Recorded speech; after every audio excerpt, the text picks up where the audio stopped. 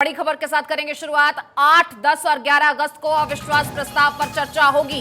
देखिए, विपक्ष की तरफ से अविश्वास प्रस्ताव 10 अगस्त को प्रस्ताव पर जवाब देंगे प्रधानमंत्री नरेंद्र मोदी।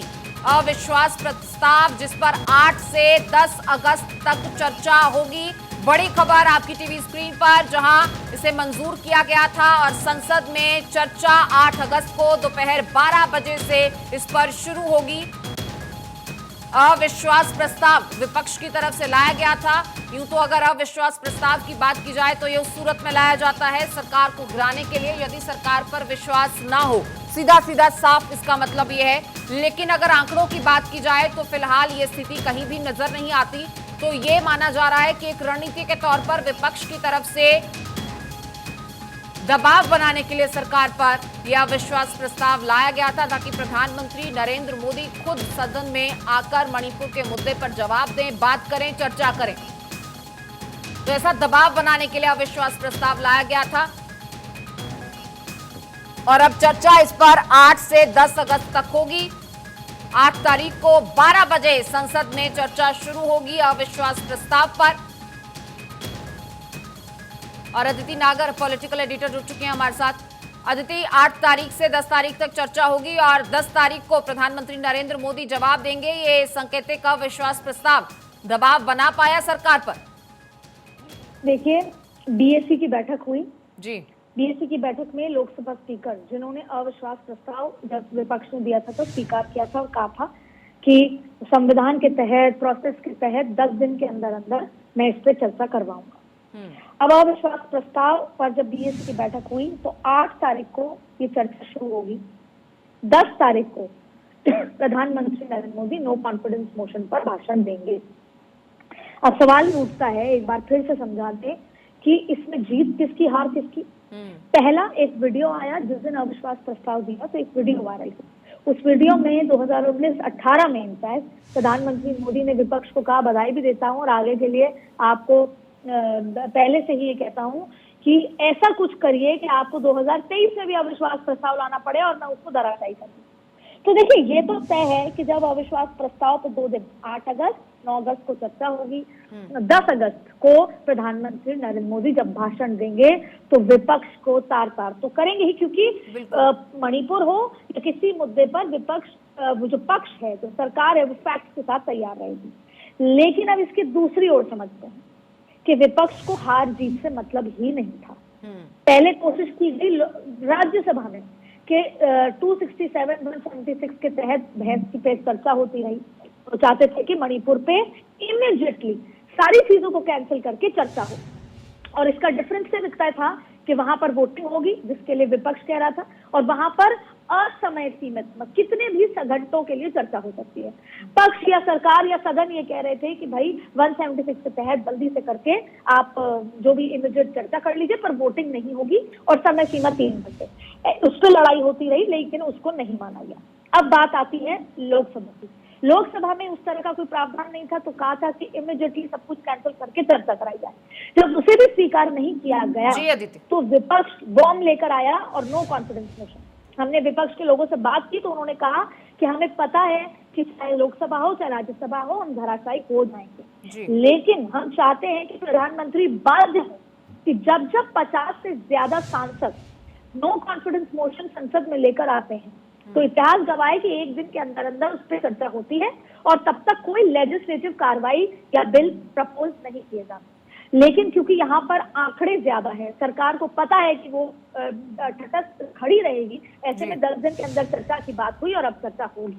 अब विपक्ष का ये जो तीर था कि किसी भी तरीके से सरकार में प्रधानमंत्री ही बाध्य हो जवाब देने की, तो जब 2 दिन तक मणिपुर और तमाम चीजों पर चर्चा होगी तब 10 तारीख को प्रधानमंत्री मोदी को जवाब देना होगा। और ये तो सबको पता है कि जब प्रधानमंत्री जवाब देंगे तो सारे दावे धराशायी होंगे। लेकिन विपक्ष का ये मानना कि हम बैकफुट पर सरकार को लेकर आए हैं और जो प्रधानमंत्री नहीं जवाब दे रहे थे, अब वो बाध्य है संसद में जवाब देने के। और देश के इतिहास में महत्वपूर्ण दिन होगा 2024 से पहले, क्योंकि इसकी भविष्यवाणी 5 साल पहले प्रधानमंत्री मोदी कर चुके थे। तो उस दिन क्या कुछ कहते हैं विपक्ष को, इंडिया को। देखिए, इंडिया को इंडियन मुजाहिदीन नाम बदल लेने से कुछ नहीं होता, सोच तो वही की वही है।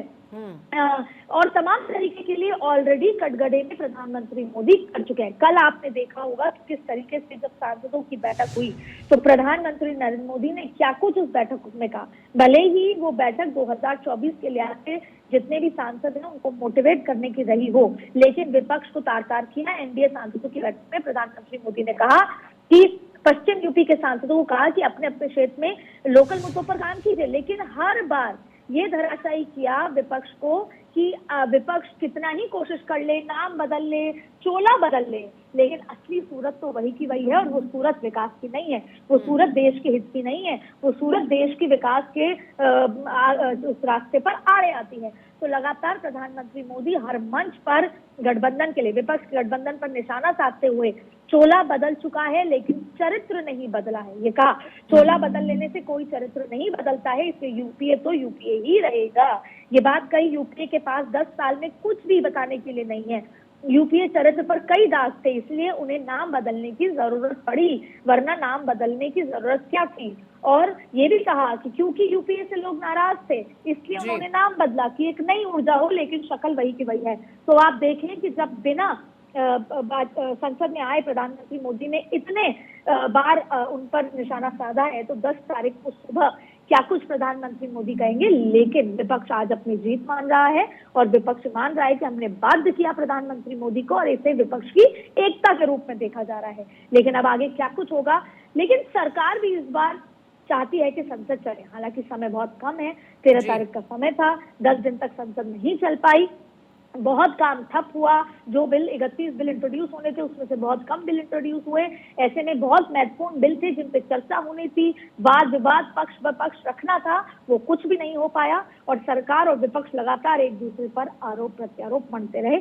लेकिन 2024 और पॉलिटिकल लिहाज से, चाहे संसद की कार्यशैली के लिहाज से, 8 तारीख, 9 अगस्त, 10 अगस्त अमृता बेहद महत्वपूर्ण होगा। प्रधानमंत्री क्या कुछ कहते हैं, वो 2024 का विजन और विपक्ष की एक्चुअल स्थिति जो सरकार समझती है वो बताएगा। लेकिन विपक्ष मान रही है कि वो मजबूत है और उन्होंने बाध्य किया प्रधानमंत्री मोदी को जवाब देने के लिए। लेकिन अदिति, सवाल देखिए फिर वही है कि what difference it has made. जैसा आपने जिक्र किया कि अगर प्रधानमंत्री आते भी हैं वो पूरे फैक्ट्स के साथ आएंगे, वहां पर क्या क्या जांच हुई है, क्या क्या कार्रवाई अभी की गई है, किस तरह से गिरफ्तारियां हुई हैं मणिपुर में, उन तमाम चीजों का जिक्र प्रधानमंत्री करेंगे। और अगर चर्चा अमित शाह करते तो वो भी यही फैक्ट सामने रखते। सिवाय एक चीज का फर्क पड़ा है कि जो 3 दिन की ये कार्रवाई होगी इसमें उस अविश्वास प्रस्ताव पर चर्चा होगी जिसका कोई भी फ्रूटफुल रिजल्ट नहीं है। 3 दिन का पैसा भी बर्बाद होगा, एक एक दिन की कार्रवाई पर कितना कितना पैसा वोटर्स का वेस्ट होता है, ये तमाम चीजें नहीं है ध्यान में किसी के। देखिए, आप जरूर अविश्वास प्रस्ताव, मणिपुर चर्चा सब कुछ होगी जी, जिक्र आएगा इतिहास का भी कि 1993 400 लोग मारे गए, 1994 650 लोग मारे गए। और ये जो दो इनकी जो गुटों की जो या कह सकते हैं ट्राइबल्स की जो लड़ाई है वो आज से थोड़ी 1740 से चल रही है। 200 साल से ज्यादा, मतलब आप देखिए तब से ये लड़ाई चल रही है।